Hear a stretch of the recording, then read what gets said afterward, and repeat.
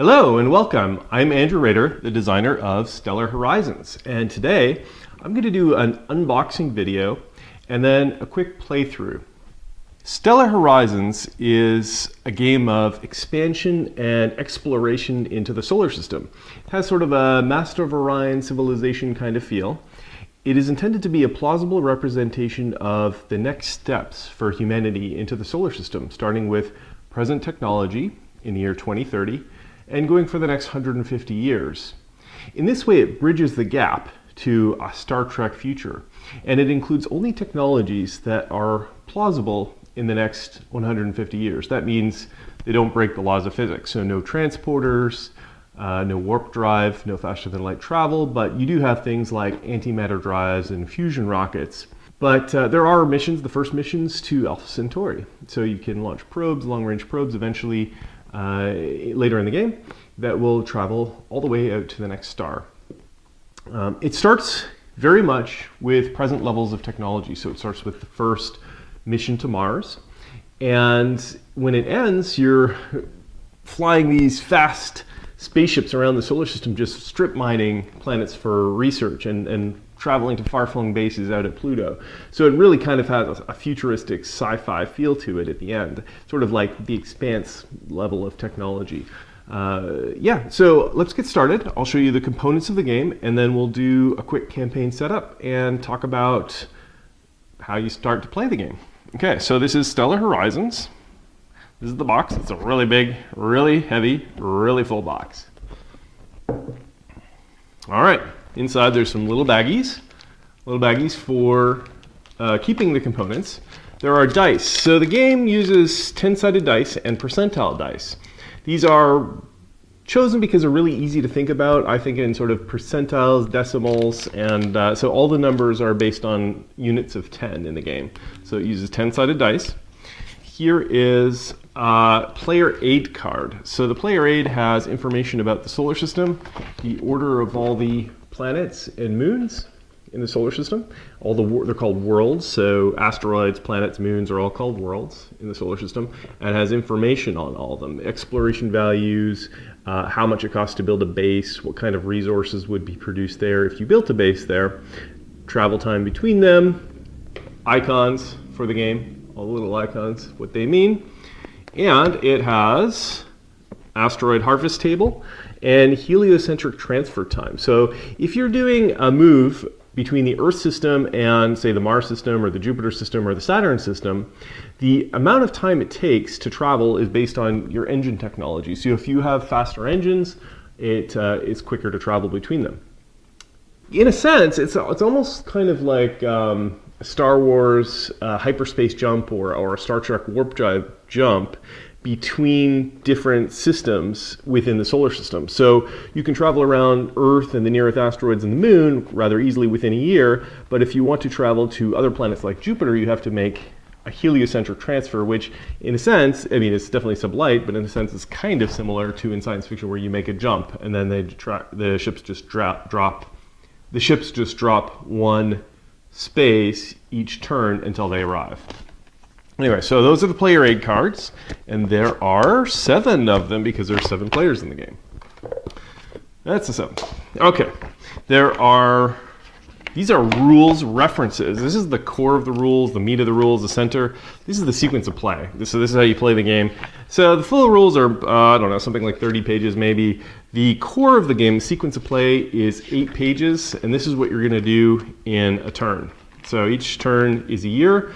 Year starts in 2030 and goes until 2169, I believe. The game can actually end at different years, but sometime between 2050 and 2169, I think. So this is what you would do in the turn. So each player will have one of those, player aid card. Then there is the full rulebook, and there's 2 of those. Full rulebook, as I mentioned, is 32 pages. Has the sequence of play in the middle, and then it also has definitions of things and how things work. I'll just kind of leaf through that really quick so you can have a look and see what it looks like. So that has the setup, campaign setup. We'll start at the beginning. Campaign setup, definitions and icons, how the tech chart works, what all the little counters do, how the ships work, how The ships are defined, what all the little symbols on the ships mean, front and back, how bases work, how worlds work.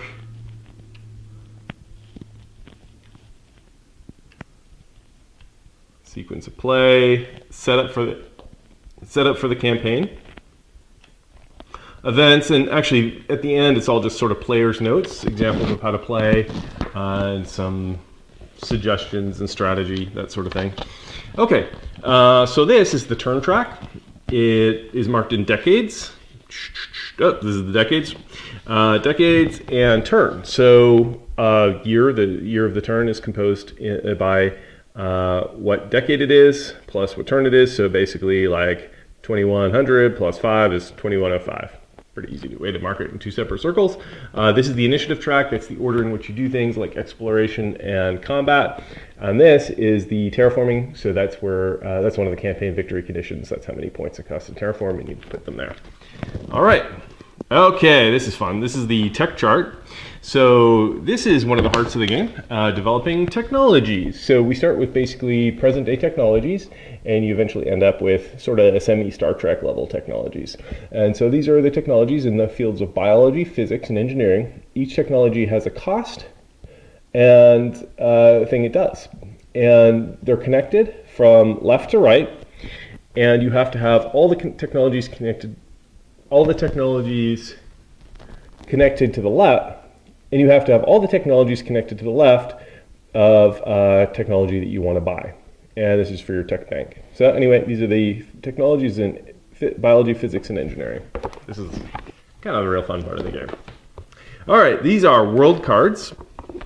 So yeah, so when you go and explore a world, you will draw a random world card, and that tells you what you find on the world. So you can find chasms or hydrogen or precious metals, helium-3, hematite, volatile atmosphere, frozen methane, all kinds of things you can find in the world.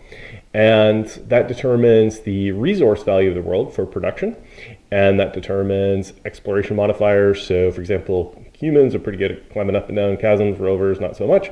So chasms gives a bonus for human exploration, but hydrogen, I mean, you really kind of just want to send a probe down through the atmosphere, so it gives a bonus for probe exploration. These are the resources you would produce, and that's the type and number of research points you would produce if you had a base there. Yep, so just give you a close look at some of the world cards, really pretty. All right. Okay, so the map. Well, there's not one single map. Actually, in earlier iterations of the game, there was a single map, but we decided that we really like these nice-looking world cards. So there is one for each of the worlds. Jupiter is the largest one, of course.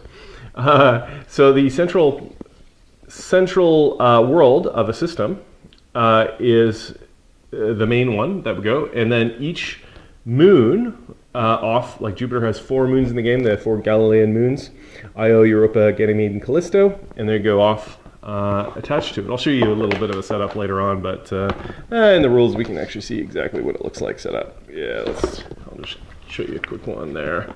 All right, here's the whole solar system and how it looks set up. Yeah, okay, great. Okay, Jupiter, wow, okay. Saturn, obviously, next biggest. Yep, Saturn. So Saturn is a gas giant just like Jupiter, Uranus, and Neptune, which means that at the start of the game, you cannot send crew vehicles there because they get crushed by intense pressures. Bad. Okay, but you can send probes and things like that. Yeah, but I don't want to be a human that explores Saturn. There's nowhere to put your feet down. Okay, counter sheet addendum. So there were a couple of errors during printing, so we provided free of charge all the extra nice counters. Great. Okay. Look, extra faction sheet, player reference card. Great. Okay, now money. Everyone loves money. Okay, especially if you're Ferengi. Okay, rules of acquisition say that all of this money comes on this counter sheet. And they're really easy to punch out, these counters. In fact, they're just falling out. So be careful when you open this game, because all the counters are just going to fall out, which is actually really nice, because it means that there's no kind of edges, no hairy edges, nothing to do, really. You just kind of like pop them out and they pop out so smoothly, and then you can just make a pile, which is kind of nice. That's actually great. Neptune, great. Neptune, it has the fastest wind in the solar system. Kind of cool fact. It's like 10 times faster than a hurricane. Wouldn't want to live there. Okay, great. Okay, faction markers. These are flags, also known as faction markers. So these are the factions in the game, and this is how you mark your personal property. Well, your technologies, really. The technologies that you research and a few other things, your foreign relations. But this is North America. Notice the gigantic Canada flag. I'm from Canada, so this might have something to do with it. But anyway, North America, Russia, Europe, China, Japan, South America and Africa, so it's kind of a conglomerate faction, and Asia, which is primarily India, which has a space program, actually, and a pretty good one, and a human space program coming up soon. So, yep, those are the factions, and each of them has different advantages and disadvantages in the game. Like North America starts sort of with the lead in technology and stuff, but all the others have nice little catch-up things, and they do different things. So like Russia is the best at crew exploration. Russia space pioneers are very hardy. They just bring along a bottle of vodka and kind of just deal. So they don't complain a lot. Sometimes they get into fist fights, but no complaints. Europe is great at physics research, all kinds of research, but especially space telescopes. They get a bonus there, so they're kind of the nerds. China is the best at sort of military. They start with the ability to embargo other factions and have other military bonuses. That's mainly because the Chinese space program is heavily integrated with their military. Japan has the best robots. Japan loves robots, and they have the best and also hardiest robots, and their robots are less likely to fail. So Japanese also, they have the best quality of ships overall, but they tend to have fewer ships, so they have quality over quantity. And their ships tend to be a little expensive, but also the best. So Japan, in my experience, it's really fun to play. They just kind of strip mine the solar system with all their robots, and eventually they just like build a few crew vehicles later, but really they almost don't need it. And they tend to have a pretty good lead in technology because of that. South America has advantage of equatorial launch sites, so it's easier to get to space, which means they can transport resources off Earth a little bit easier. They also have, because it's sort of emerging economies in South America and Africa, they have sort of more bonuses late in the game, and their specialty is also trade. They get a lot of diplomacy. They get a lot of bonuses from diplomacy on Earth. And Asia has the best resource production, and they also get a lot of trade and stuff like that too. So that's fun, all the factions. And then here are defense networks. Okay, these are facilities. Defense networks, this one just fell out. Defense networks are to protect your bases in space. You can build all kinds of facilities at bases. We'll get to some other ones. That's the first one we got to. All right, these are resource tokens. These 25 ones are really big. Yeah, so resource tokens, again, some fell out. These are supplies. Supplies is like stuff you eat, water, and drink, and breathe. Oxygen, but sort of crew-related stuff, supplies. Yeah, so it comes from worlds that produce water and different types of ices. Okay, all right, these are the tech markers. So when you explore a world, you will draw a random tech marker, and that tells you how much biology, physics, or engineering research you get. This is to mark your tech bank. These are politics markers. These are super useful. You get them for doing really well at exploration and some other things in the game, and you get some automatically. You can use them for diplomacy, which is very useful. You can also use them to get free technology of any type, which is useful, and a few other things. Okay, this is Space Invader, Alien. There's a specific scenario where Earth is attacked by extraterrestrials. In general, the game doesn't really have extraterrestrials, but there is one scenario where Earth is attacked by extraterrestrials, so that's kind of a fun invasion scenario. That can also be triggered during the campaign, but it is not very likely, let's say. And players can also veto that because it kind of changes the game a lot if Earth gets invaded, you would think. Okay, great. Damage markers, if ships take damage. These are heliocentric transfer markers to mark how long until a ship will get out to the outer solar system. These are the year markers we talked about in that track earlier. Okay, now money, more money. Okay, great. More money, more problems. More money, more problems. Okay, Sedna, Eris, and Dysnomia, some worlds that are really far out in the Kuiper Belt. They're kind of icy and unknown, mysterious. Okay, Uranus. That is the way it is pronounced. Okay, and then there is Mercury and Ganymede and Callisto. So we're starting to get to some of these moons. And I'll just give you like a quick overview of some of these world cards here. Well, let's see, Mercury here. Let's pick that one. Okay, so Mercury.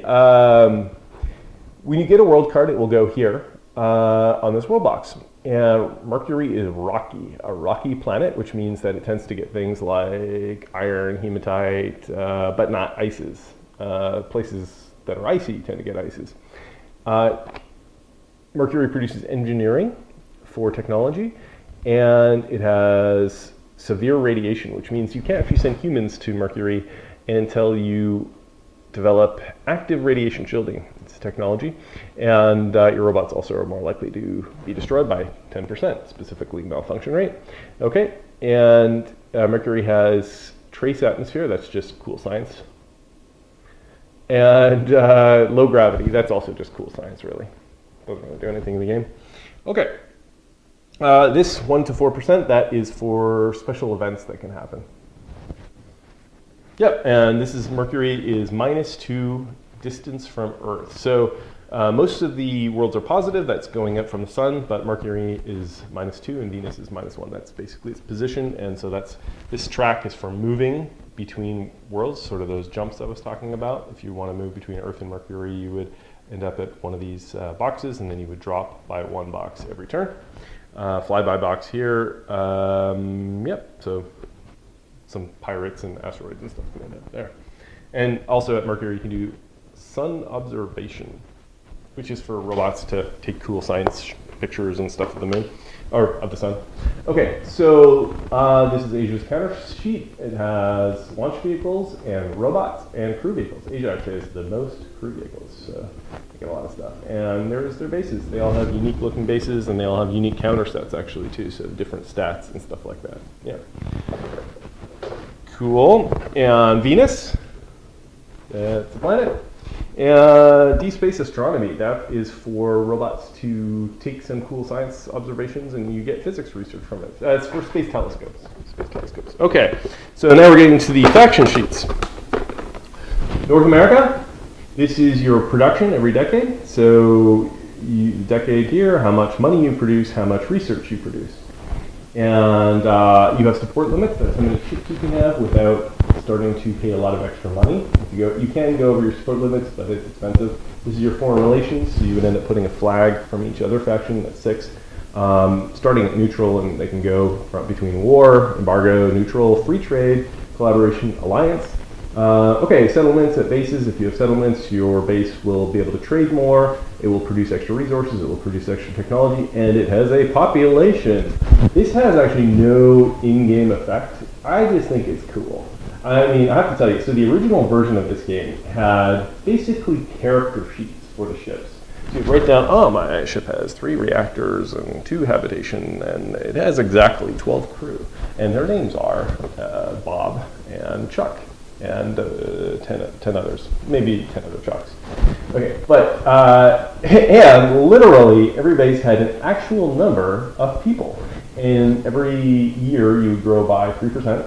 And you take out your calculator, figure out how many people does my base have now. And my base on Mars now has 1,383,782.